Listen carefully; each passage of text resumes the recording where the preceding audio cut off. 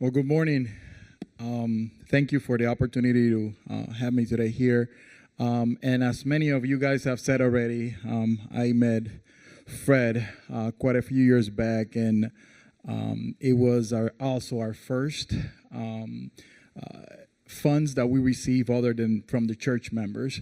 And we have two programs that we started working with, and both are in Spanish. Ours is a Spanish-speaking church. My name is Pedro Ruiz, and I'm the pastor of the Iglesia, Restauracion y Vida, Restauracion and Life Church. And we came to Fred and we started talking about an event that we do on a yearly basis. It's called Cita con el Amor, which means a date with love, for couples to strengthen their marriage, strengthen their relationship. And we bring guest speakers from different parts of the world to come and help us and aid us in that area, as we know that's one of the most important. If we have a strong marriage, you have a strong family, you have a strong church, and you have a strong community.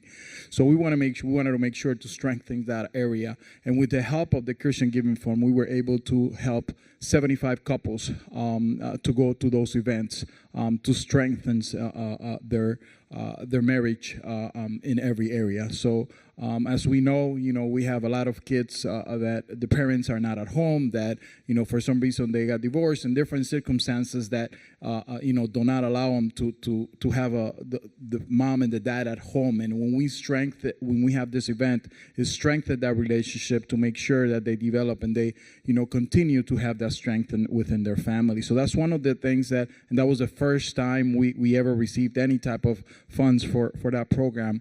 The other program that we have is a homeless ministry, and it's called Below Zero Homeless Ministry. And every time it got below zero, without the windshield, we opened up our doors from 7 at night to 6 in the morning, and we'll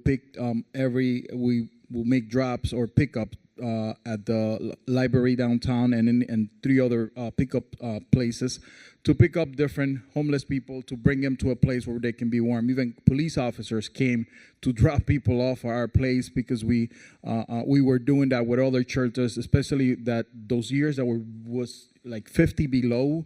And the shelters where they could not have anybody else, and we had no restrictions. So, those people that, have been banned from places or would not be allowed in places for whatever the reason might be, we did not have any restrictions. And we have the volunteers that came in, pick up people, drop off people, and gave them a meal, a hot meal.